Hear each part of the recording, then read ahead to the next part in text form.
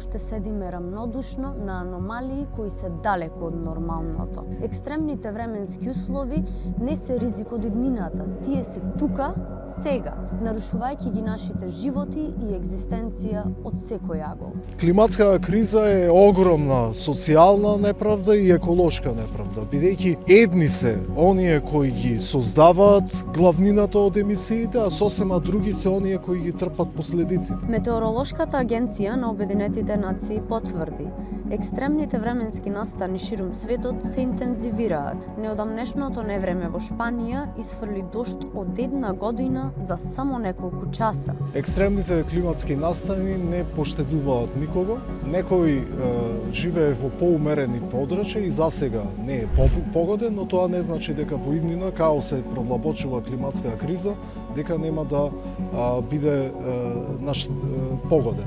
Климатските промени се човечка криза. Криза која е се повеќе смртоносна. Но на кого најмногу се одразува оваа криза?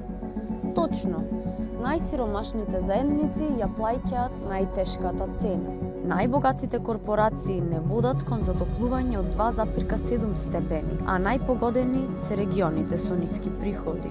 Она што изостанува сериозниот глобален одговор, повторно поради контрола на наративот од центрите на моќ. Центрите на моќ не сакат да ги променат односите на силите во општеството, а без промена на односите на силите во општеството, едноставно не може да биде решена климатската криза. Според одбројувањето на Lancet, рекордните температури минатата година додадоа 50 дополнителни денови опасна топлина, а безбедноста на храната се распаѓа бидејќи сушите го нарушуваат растителното производство.